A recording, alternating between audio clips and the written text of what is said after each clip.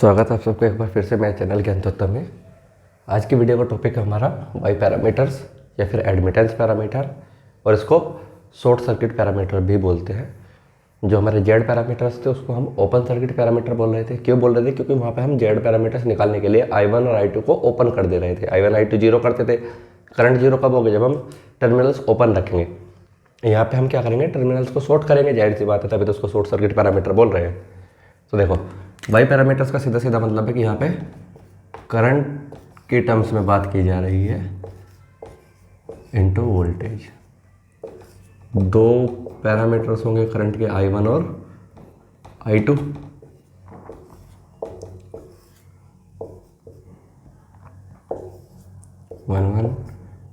Y12, Y21, Y22 और voltage आ गई मेरी V1 और V2।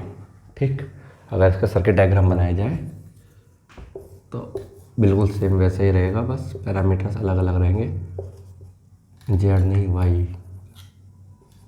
Y12, Y21, Y22 plus minus ये V1 1 डैश, करंट जा रही है अंदर I1 plus minus current I2 V2 2 और 2 डैश।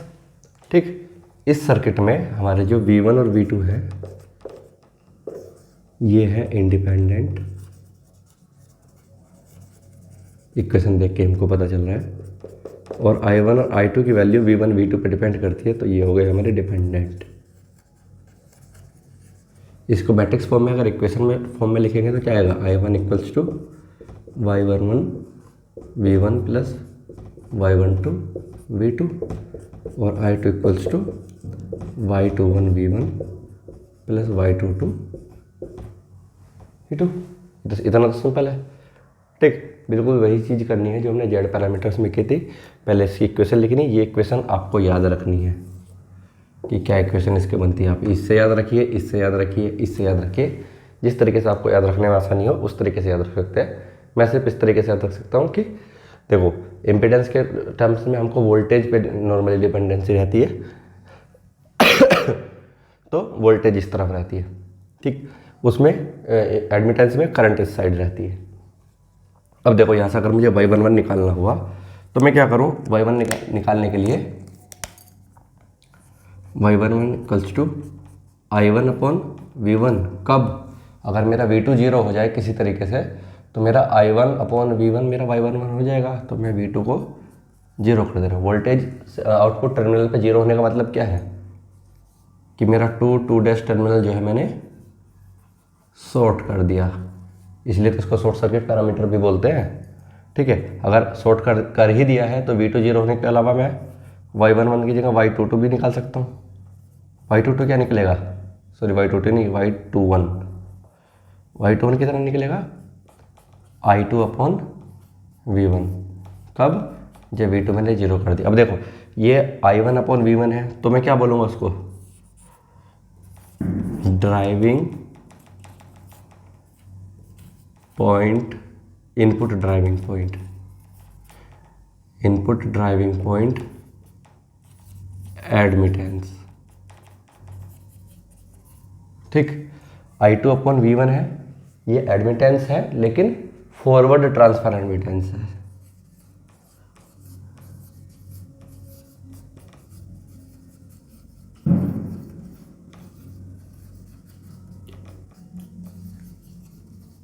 ठीक, अगर मुझे Y12 निकालना हुआ, Y12 कैलकुलेट करने के लिए क्या होगा मेरे पास? अगर मैं V1 जीरो रखूँ तो मेरे पास Y12 की वैल्यू आ जाएगी I1 अपॉन V2। कब? जब मेरे पास V1 जीरो है। V1 जीरो होने का मतलब है 1 और 1 डैश टर्मिनल को मैंने शॉर्ट कर दिया। ठीक, इसको मैं क्या बोलूँगा? Reverse transfer admittance.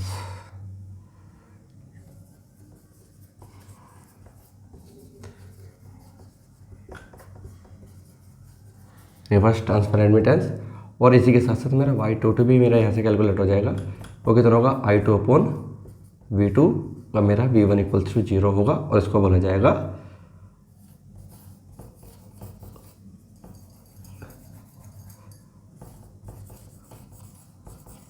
Output driving point admittance.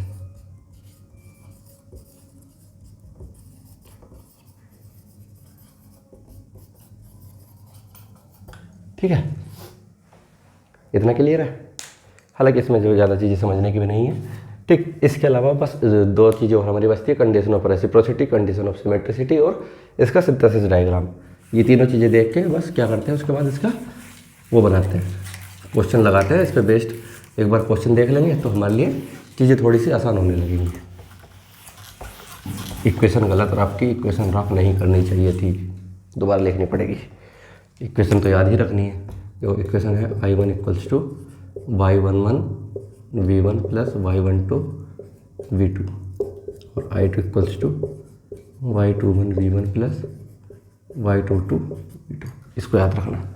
ठीक, अब condition of reciprocity,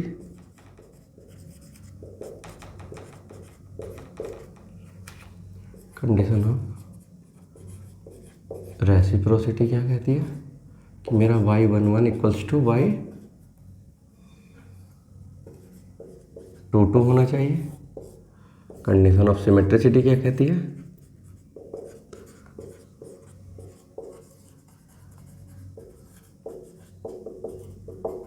condition of symmetricity कहती है मेरे y12 इक्वल्स टू y21 होना चाहिए मेरा। ठीक है, ये चीज़ें हैं। शायद मैंने उल्टा बता दिया है, ये y12 है।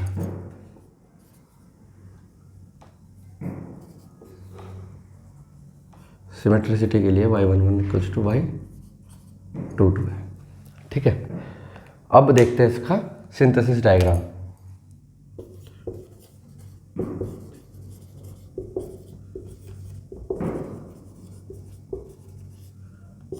ठीक, सिंथेसिस डायग्राम हमको इस इक्वेशन से बनाना है। कैसे इसका इक्वेशन बनेगा, देखो, एक तो मुझे V1 देना है टर्मिनल और उससे करंट लेके जानी है I1। दूसरा टर्मिनल मुझे V2 देना है, उससे करंट लेके जानी है I2। इतना तो क्लियर है ही, और ये जो है मिले हुए हैं। ठीक, अब क्योंकि करंट का सम है तो जाहिर सी बात है पैरेलल ब्रांच बनेगी, क्योंकि सीरीज में तो करंट का सम हो नहीं सकता। जब हमने इम्पीडेंस की बात करी थी तो हमने सारी चीज़ें सीरीज में कनेक्ट की थी, क्योंकि वोल्टेज का सम था। सीरीज में वोल्टेज जुड़ती है लेकिन पैरेलल में वोल्टेज जुड़ती है, करंट जुड़ती है। तो करंट जोड़ने के लिए देखो मेरे पास पहले तो V1 upon V1 into y11 है, तो जाहिर सी बात है V1 तो मेरे पास है ही, तो मैं y11 तो सीधा यहीं पे लगा दूंगा, क्योंकि वोल्टेज सीधी सीधी मुझे इसके पास मिल रही है। लेकिन आगे मेरे पास जो है, एक तो मुझे करंट सम करनी है, तो जाहिर सी बात है मैं करंट सोर्स लगाऊंगा और उस डिपेंडेंट करंट सोर्स की वैल्यू क्या रखी जाएगी, y12 v2। ठीक, तो I1 equals to V1 into y11 plus V2 y12। अगर इक्वेशन बनाएगी बिल्कुल सेम बनेगी। सेम इक्वेशन सिंथेसिस डायग्राम अगर मुझे इस I2 के लिए बनाना पड़े तो मैं क्या बनाऊंगा, ये यहाँ पे मेरे पास लगा y22 और यहाँ पे मेरे पास डिपेंडेंट करंट सोर्स आ गया जिसकी वैल्यू है कितनी, y21 v1। ठीक है, ये आ गया इसका सिंथेसिस डायग्राम। अगर आप I1 की और I2 की इक्वेशन निकालेंगे तो हमारी सेम इक्वेशन भी हमारे पास आएगी। ठीक है, इलेक्ट्रिकल वालों के लिए ये उतना इंपॉर्टेंट ये शायद ना रहे, लेकिन इलेक्ट्रॉनिक्स वालों के लिए काफ़ी इंपॉर्टेंट है, तो उनको ये चीज़ ध्यान रखनी है कि किस तरीके से हम उसका सिंथेसिस डायग्राम बना सकते हैं। नेटवर्क सिंथेसिस हालांकि आपको बीटेक में पढ़ाया जाएगा।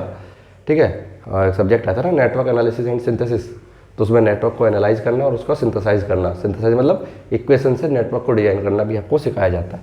ठीक, तो उसी के बेसिस पे हमने जो है ये चीज़ें कैलकुलेट की है। अब देखते हैं इस पे बेस्ड जो हमारे रजिस्टर कहाँ रख दिया, इसी पे बेस्ड हमारे जो न्यूमेरिकल आते हैं एक बार वो देख लेते हैं, और उसके बाद इसको जल्दी से फिनिश करके फिर देखते हैं अगले हमारे जो पैरामीटर बनते हैं, ABCD parameter, hybrid parameter, inverse ABCD और इन्वर्स हाइब्रिड। ठीक, वे खत्म हो जाएंगे। उसके बाद हमारा क्या बचेगा, 3 फेज AC बचेगा, मैग्नेटिक सर्किट बचेगा। ग्राफ थ्योरी पढ़ाने का फ़ायदा नहीं है क्योंकि अब वो कोई पूछता नहीं है, ग्राफ थ्योरी कोई नहीं पूछता। तो फिर हम देखते हैं अगला फिर सब्जेक्ट स्टार्ट करेंगे जल्दी से। चलिए देखते हैं क्या क्वेश्चन बनता है।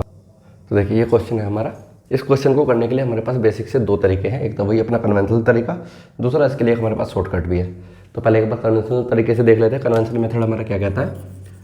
कन्वेंशनल मेथड कहता है कि इसमें लगा दो केसीएल। केसीएल लगाओगे कहाँ? देखो ये तो सीधा सीधा यही वोल्टेज मिलेगी। इस वाले नोड की वोल्टेज कितनी होगी? V1। इस वाले नोड की वोल्टेज होगी V2। तो जो करंट यहाँ से आ रही होगी वो आगे ये आगे इन दो हिस्सों में बट रही होगी।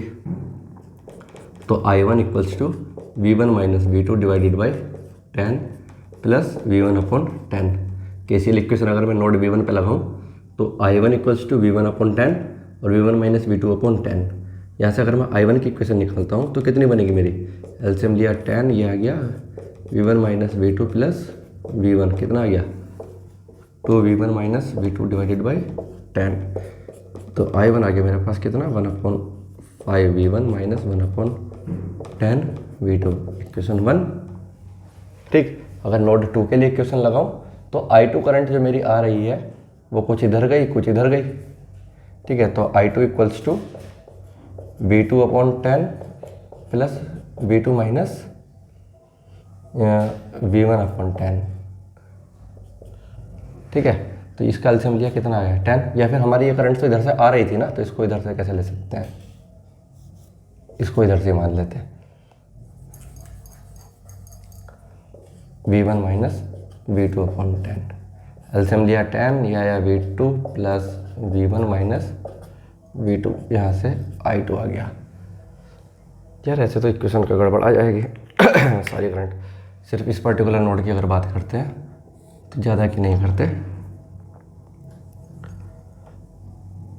ये आएगा मेरा, ये तो I2 के लिए बात करें ना, V2 minus V1, V2 minus V1। बाकी फिर बताते हैं हमने क्यों ऐसा दोनों में करंट की डायरेक्शन अपोजिट ली। 1/10 प्लस 1/5V2। ठीक है, ये आ गया मेरे पास क्या? इक्वेशन 2। इक्वेशन 2 और इक्वेशन 1 को अगर मैं इस इक्वेशन से मैच करूँ, I1 equals to Y11 V1 plus Y12 V2 और I2 equals to Y21 V1 plus Y22 V2। अगर इन इक्वेशन से मैच करूँ तो मुझे पता चलता है कि मेरे Y11 की वैल्यू है Y12 Y21 Y22। तो यहाँ से मेरे Y11 की वैल्यू कितनी होगी? 1/5 माइनस 1/10 माइनस 1/10 और 1/5। ठीक है, इतना क्लियर है। इसके बाद अब देखते हैं इसके लिए शॉर्ट ट्रिक क्या है। शॉर्ट ट्रिक हमारे पास ये कहते हैं कि अगर हमारे पास पाई नेटवर्क है, अगर हमारे पास पाई नेटवर्क है तो इसकी वैल्यू पहले तो मोह में कन्वर्ट करो। अगर ये रेजिस्टेंस में है, ओम में है इसकी वैल्यू, तो पहले इसकी वैल्यू मोह में कन्वर्ट करो और उसके बाद ये दोनों, अगर मैं कहूँ मेरे पास ये वाई सी है, ये वाई ए है और ये वाई बी है, और ये बार बार जेड क्यों लिख रहा हूँ मैं? ठीक है, तो इसका जो वाई मैट्रिक्स बनेगी वो बनेगी कितनी? वाई ए प्लस वाई सी, ये माइनस ऑफ वाई सी, ये माइनस ऑफ वाई सी, और ये बनेगी कितना? Y B plus Y C. ये है इसका शॉर्टकट। एक बार ट्राई करके देखें। तो देखो ये हमारे पास 10 ओम में है, तो जाहिर सी बात है पहले तो मुझे इसका एडमिटेंस बनाना पड़ेगा, इसको मोह में कन्वर्ट करना पड़ेगा। कर लिया, ये आ गया 1/10, ये 1/10 और ये भी 1/10। इसका एडमिटेंस मैट्रिक्स बनेगा तो पहले इन दोनों का सम 1/10 प्लस 1/10 2/10 मतलब 1/5 माइनस के 1/10 माइनस के 1/10 और ये फिर से 2/10। 2/10 मतलब 1/5, ये 2/10 मतलब 1/5। अब ये वाली इक्वेशन इसकी इक्वेशन के बराबर आती है। तो जाहिर सी बात है हम ये कह सकते हैं कि ये शॉर्टकट मेथड हमारा पाई नेटवर्क के लिए एप्लीकेबल है। इसी पे बेस्ड हम जो है एक क्वेश्चन और देख लेते हैं कि अगर हमारे पास ऐसा पाई नेटवर्क बन के आता है तो हम इस क्वेश्चन को किस तरीके से सोल्व कर सकते हैं। देखो ये पे हमारे पास जो है इस क्वेश्चन में ये टी नेटवर्क में हमारे पास क्वेश्चन दिया हुआ और कहा गया है कि इसकी वाई मैट्रिक्स निकालिए। तो जाहिर सी बात है हम वाई मैट्रिक्स का एक शॉर्टकट फॉर्मूला हमें पता है, लेकिन वो लगता है सिर्फ पाई के लिए।